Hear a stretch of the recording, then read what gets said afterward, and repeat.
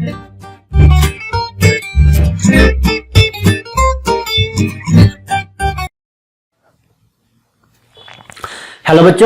बच्चों आज हम करेंगे डीबीएमएस के अंदर जो टॉपिक है हमारे पास डेटाबेस यूजर्स या डीबीएमएस डेटाबेस मैनेजमेंट के यूजर्स कौन कौन से हैं।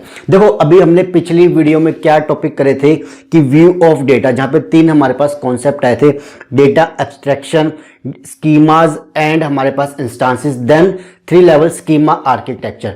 वहां पे हमने एक चीज तीनों टॉपिक में क्या देखी थी कि वहां पे 3 लेवल होते थे हमारे पास, जहां पे जो फर्स्ट हमने बात करी थी वहां पे एक व्यू लेवल पे हम क्या कहते थे कि डिफरेंट व्यूज है हमारे पास, डिफरेंट व्यूज डिफरेंट यूजर्स के लिए होते हैं। तो मैंने आपको एक चीज वहां पे याद दिलाई थी कि हमारे पास एक कॉन्सेप्ट आएगा कि हमारे पास डेटाबेस में डिफरेंट यूजर्स होते हैं, जिसको हम आगे जाके अच्छे से करेंगे। तो आज नंबर आ गया है टॉपिक डेटाबेस यूजर। पहले वीडियो को टॉपिक कराने से पहले एक चीज बता दूं, देखो यूनिवर्सिटी एग्जाम में ये कई बार पूछा जाता है 5-4 साल के अंदर कि डिफरेंट यूजर्स कौन से हैं, तो ये प्लीज कर लीजिए। और नेट और गेट में तो इससे रिलेटेड एक आधा क्वेश्चन कई बार आ जाता है कि ये यूजर है तो इसका क्या मतलब, ये क्या करता है, इसमें क्या डिफरेंस है दूसरे के हिसाब से, तो प्लीज इसको कर लीजिए। ठीक है, चलिए। तो डेटाबेस यूजर्स या डेटाबेस मैनेजमेंट यूजर्स के अंदर सबसे पहले देखो कॉन्सेप्ट को समझते हैं कि the users can be classified into various categories depending upon their interaction and expertise of DBMS.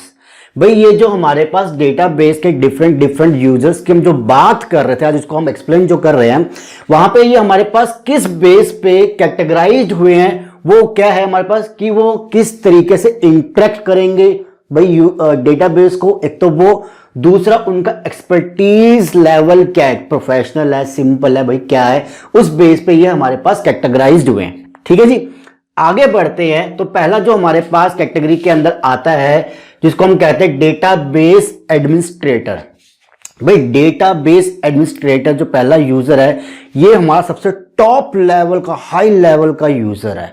इसका काम क्या क्या होता है देखते हैं। देखो, हु हैज कंप्लीट कंट्रोल, सबसे पहली चीज, हु हैज कंप्लीट कंट्रोल और डेटाबेस, जिसका पूरा डेटाबेस पे कंट्रोल होगा।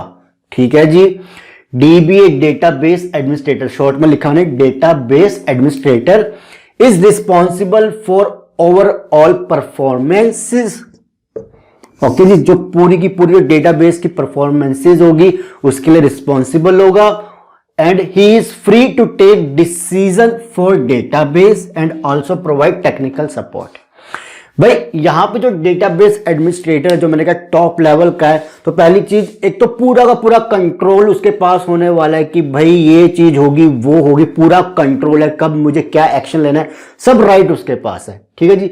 और दूसरी चीज, रिस्पॉन्सिबल किस चीज की, जो उसकी परफॉर्मेंसेस जो डेटाबेस की, भाई कल को मान लो उसने एक डिसीजन ले लिया डेटाबेस के रिगार्डिंग कि ये चीज ऐसे होनी चाहिए, हमें ये चीज डालनी है, कल को वो मान लो उसका जो कॉन्सेप्ट है या उसका जो आइडिया था फेल हो जाता है, तो सारी रिस्पॉन्सिबिलिटी किसकी होगी, इसकी होगी। क्रिकेट टीम में या मैच हार जाता है तो रिस्पॉन्सिबिलिटी कौन लेता है, जाके कैप्टन लेता है, क्योंकि वही तो डिसाइड करता है भैया ये फील्डर आऊंगा, ये बॉलर करेगा, ये चीज होगी।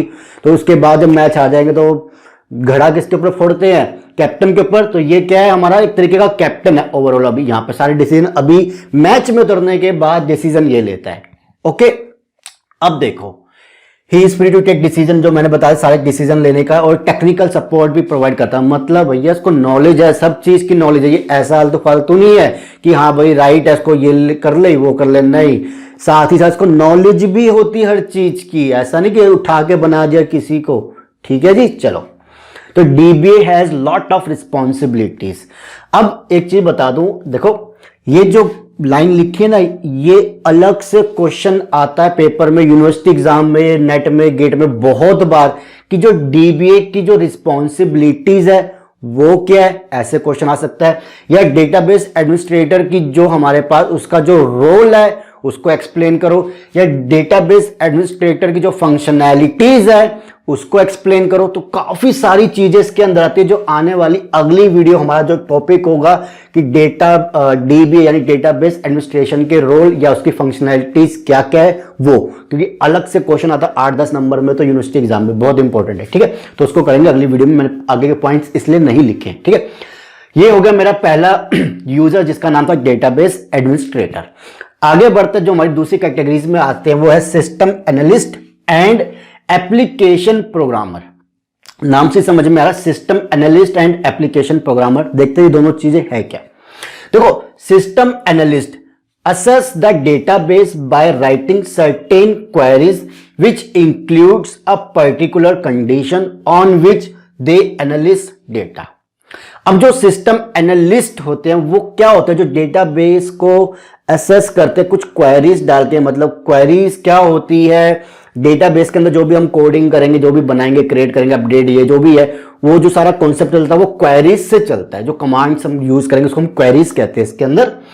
तो इनको इसका आइडिया होता है पूरा कि सर्टेन क्वेरीज को लिख के वो डेटाबेस को असेस करते हैं पर्टिकुलर कंडीशन पे, ताकि वो क्या कर सके, डेटा को एनालिस कर सके। देखो, उसको दूसरे वे में समझते हैं। क्रिकेट टीम का एग्जांपल लेता हूं, बड़ा अच्छा है, या कुछ अभी और भी एग्जांपल लूंगा। किसी मान लो फॉरेन में हमारा आज कोई मैच हो रहा है, ठीक है, तो वहां पे हम आज जो एक वनडे में टीम उठाई है, क्या उठा के हम सेम टीम टेस्ट मैच में यूज कर लेते हैं? नहीं। क्यों? क्योंकि हर किसी की जो परफॉर्मेंसेज होती है प्लेयर की, उसको एनालिस किया जाता है कि ये प्लेयर भाई इस फॉरेन पिच पे बेस्ट खेलता है, उसको वहां का अच्छा आइडिया हो चुका है, वहां के बॉलरों का अच्छा आइडिया है, इस प्लेयर को वहां पे ज्यादा परफॉर्मेंस सही नहीं चलती, इसको आज स्किप कर दो भाई, ठीक है जी। ये बॉलर लेके जाओ भैया, ये विकेट वहां पे ज्यादा लेता है, क्योंकि क्या है भाई, ये स्पिन पिच होगी या पेस की पिच है, तो ज्यादा इसको इंक्लूड करो। तो ये क्या है, हम डेटा को एनालिस करते हैं, ठीक है ना, डेटा को एनालिस्ट करते हैं, उसको हम क्या कहते हैं, सिस्टम एनालिस्ट। तो डेटा को एनालिस्ट करने वाला क्या होता है, सिस्टम एनालिस्ट, जो कैसे करता है, कुछ क्वेरीज डाल के किसी पर्टिकुलर कंडीशन पे। पर्टिकुलर कंडीशन मतलब इस आज यहां पे मैच हो रहा है तो इसके हिसाब से कौन सी टीम सेलेक्ट होनी चाहिए, पर्टिकुलर कंडीशन उस हिसाब से। या एक दूसरा कॉन्सेप्ट भी बताता हूं, लाइक शेयर मार्केट। अब शेयर मार्केट पे आप और मैं वो बैठे हैं, चलो एक सेकंड के लिए मान लेते हैं, हम देखते हैं कि ग्राफ ऐसे चढ़ रहा है आज भाई, चार्ट ऐसे चढ़ रहा है, तो हमें आइडिया होता है क्या कि भाई ये शेयर मार्केट आज ऊपर जाने वाली है या नीचे आने वाली है ग्राफ के हिसाब से। तो वहां पे हमें कुछ टूल्स प्रोवाइड किए जाते हैं जिससे हमें आइडिया लगने लग जाता है कि हाँ भाई ये चीज ऐसे होने वाली। तो ये क्या एनालिसिस कर रहे हैं, तो हम सिस्टम एनालिस्ट भी समवेयर बन जाते हैं वहां पे। तो सिस्टम एनालिस्ट क्या होगा, एक प्रोफेशनल होगा जो क्या करेगा, डेटाबेस को असेस कर सकता है किस चीज के लिए, उसकी एनालिसिस के लिए, किसी पर्टिकुलर कंडीशन पे। कैसे करेगा, कुछ क्वेरीज डाल के, यानी कुछ कमांड्स डाल के। क्लियर? अब आगे चलते हैं, एप्लीकेशन प्रोग्रामर। अब एप्लीकेशन प्रोग्रामर तो आपको पता है कोडिंग करने वाले को हम प्रोग्रामर कहते हैं। क्या, किसकी, एप्लीकेशन की, किसी सॉफ्टवेयर की या किसी चीज की। तो ये एग्जैक्टली है किस चीज के अंदर, देखते हैं। देखो, application programmers are software developers, ठीक है जी, who develops application user interface by having knowledge of programming languages like C++, Java, XQL, extra, और भी जो भी लैंग्वेजेस है। अब एप्लीकेशन प्रोग्रामर क्या होंगे, जो हमारे सॉफ्टवेयर डेवलप करते हैं, ठीक है जी, जो क्या बनाते हैं, हमारे पास एप्लीकेशन का यूजर इंटरफेस, मतलब वो हमें वो चीज बना के देते हैं जिससे हम इस डेटाबेस को असेस कर सके, जो हमारे पास डिफरेंट और भी यूजर्स आने वाले हैं उनके लिए।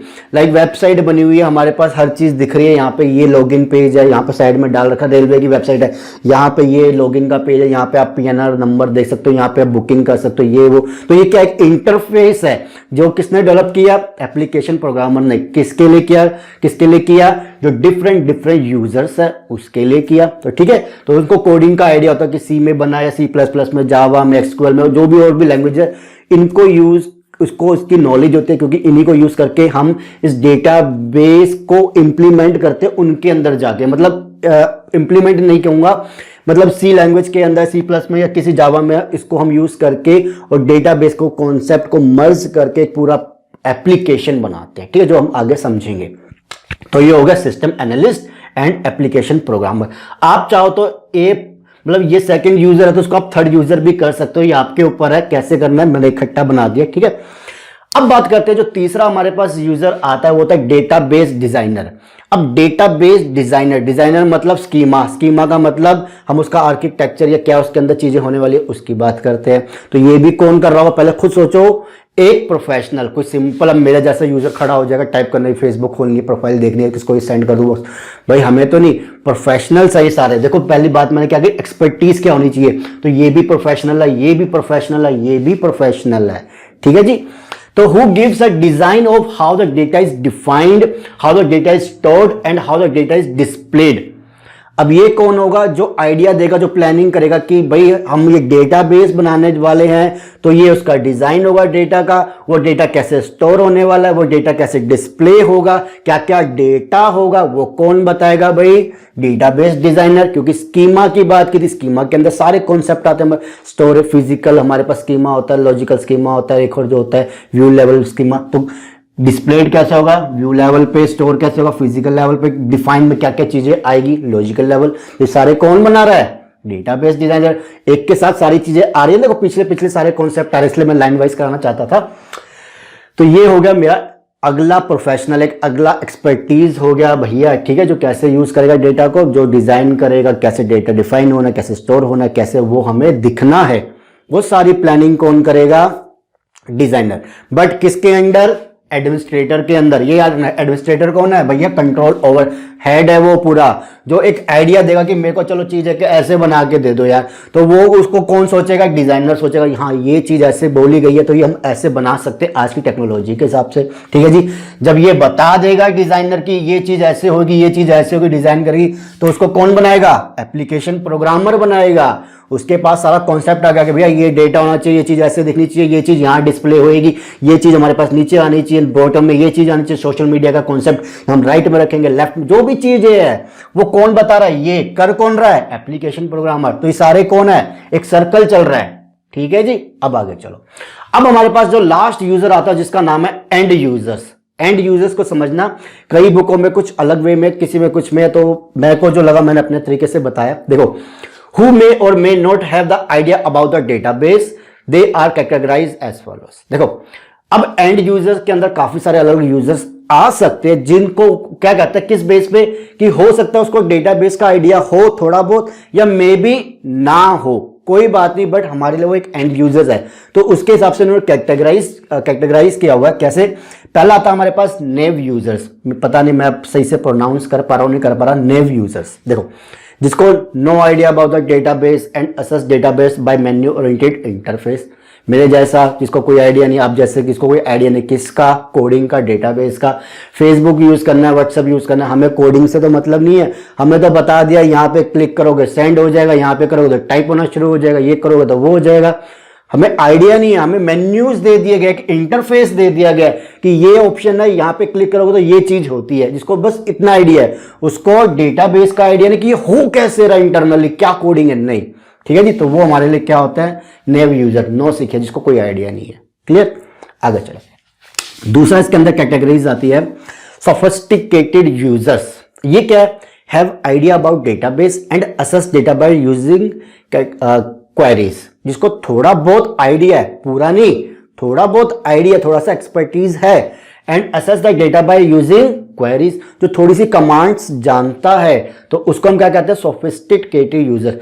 बैंक में जाते हो, पैसे देते हो, भैया अंकल जी पैसे जमा कराने, तो भाई उसको थोड़ा, उसको पता, उसको राइट्स है, अगर कहीं पे फंसा तो उसको पता ये चीज करके ये चीज हो जाएगी। ये जो आपके पास टेक्नीशियंस होते हैं जो आते हैं कहते हैं हाँ चलो हम कर देते हैं, उनको क्या है, वो क्वेरीज से चीजें देखते, प्रॉब्लम क्या है, कैसे चीज हम कर सकते हैं। देखो, यूजिंग लिखा है, मैंने यहाँ पे यूजिंग लिखा है, यूजिंग का मतलब यहाँ पे कोई डेवलप नहीं कर रहा, वो उसको बताई गई है पहले से, ये चीज क्वेरी डालोगे, ये कमांड डालोगे तो ये चीज पता चल जाएगी, तो ये यूज करते क्वेरीज को, ठीक है जी। ये कोई हमारे पास वो नहीं अलग से कि जिसको डेवलप करते हैं, ये यूज करते हैं जो अलग से क्वेरीज दी गई है कि ये कमांड डाल दो तो पता चल जाएगा कि हाँ ये प्रॉब्लम है या ये चीज है, ये क्या हो रही है, ठीक है जी। तो ये थोड़े से इसके बाद सोफिस्टिकेटेड यूजर्स होते हैं।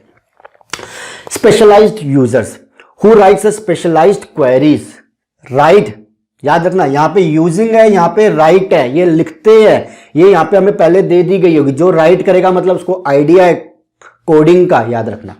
who writes a specialized queries like queries in shell programming और batch programming to access database। अब हमारे पास डेटाबेस के अंदर शेल प्रोग्रामिंग या बैच प्रोग्रामिंग का कुछ कॉन्सेप्ट आता है इंटरनली, जो हम देखेंगे आगे जाके, आपके कोर्स में होगा तब बात की बात है। तो ये इनको राइट करते हैं, ठीक है, तो जिससे इनको पता चल जाता है कि क्या प्रॉब्लम है, कैसे क्या चीज हो रही है, but they are not the developer, याद रखना, they are not the developer. Developer हमारे पास ये है जो पूरा आइडिया होता है, ये स्पेशल कुछ फंक्शनैलिटीज दे रही है डिफरेंट यूजर्स को जो अलग अलग लेवल पे होते हैं। अब एक मैनेजर, बैंक में गए कि मैनेजर है, उसके नीचे बैंक में पैसे जमा कराने वाला आता है, उसके बाद डिफरेंट और कौन से यूजर होते हैं जो बैंक में पैसा जमा करवाता है, जो हमारा बैंकर होता है या जो हमारा टेलर होता है, सॉरी ठीक है, बैंकर टेलर हो गया, मैनेजर हो गए। तो इनके अपने अपने राइट्स को अलग अलग फंक्शनैलिटीज प्रोवाइड किए जिसको अलग अलग आइडिया होता है। तो ये उसमें आते हैं स्पेशलाइज्ड यूजर जिसको थोड़ा और आइडिया होगा, ठीक है जी, जो राइट कर सकते थोड़ी बहुत क्वेरीज को अलग से ट्रेनिंग दी जाती है। क्लियर हुई? तो ये हो गया हमारे पास 1 2 3 4। पहला था डीबीए, दूसरा था system analyst and application programmer, तीसरा हमारे पास designer, and the fourth one is end user जिसके अंदर 3 आते हैं, naive user, sophisticated user, specialised user. एक और आता है स्टैंडर्ड यूजर जो थोड़ा सा कंफ्यूजिंग हो जाता क्योंकि इतना डिफरेंस उसमें नहीं बताया गया था तो मैंने उसको स्किप कर दिया। बट ये आपके ऊपर, आप जल्दी कर लीजिए। पेपर में तो आप इसको नेव यूजर, सोफिस्टिकेटेड यूजर तक भी रख सकते हैं, कोई प्रॉब्लम नहीं है, बट लिखोगे तो अच्छा है। तो ये था बच्चों आपका डेटाबेस मैनेजमेंट सिस्टम के अंदर हमारे पास जो डिफरेंट यूजर्स होते हैं वो कौन से, उनका क्या काम है और किस बेस पे कैसे वो इंटरेक्ट करते हैं, एंड कैसे वो उनकी एक्सपर्टीज है, क्या नॉलेज है, उसके बेस पे हमने कैटेगराइज करके पूरा कॉन्सेप्ट बनाया है। ठीक है गाइस, चलो बच्चों ये हो गया आपके पास डेटाबेस यूजर। अगला वीडियो हम करने वाले हैं जिसके अंदर हम करेंगे कॉन्सेप्ट डेटाबेस एडमिनिस्ट्रेटर का रोल, उसकी फंक्शनैलिटी, उसकी रिस्पॉन्सिबिलिटी एग्जैक्टली क्या क्या होती है, एक टेक्निकल वर्ड में समझेंगे क्योंकि पेपर के अंदर चांसेस है इससे ज्यादा वो वाला क्वेश्चन आने का कि डेटाबेस एडमिनिस्ट्रेटर एग्जैक्टली होता क्या है। 8 से 10 नंबर 15 नंबर में भी आता है क्योंकि बहुत सारे पॉइंट्स है। करेंगे अच्छे से, प्लीज इसको एक बार कर लीजिए। देन मूव करते हैं अगले वीडियो में डेटाबेस एडमिनिस्ट्रेशन के रोल, फंक्शनलिटीज एंड उसके जो भी रिस्पॉन्सिबिलिटीज है। तो गाइस वीडियो अच्छी लगे तो लाइक एंड शेयर कर दीजिए और चैनल सब्सक्राइब कर लीजिए, नहीं किया तो बहुत सारे सब्जेक्ट इसके अंदर डले हुए हैं। ठीक है, and thank you and take care, bye.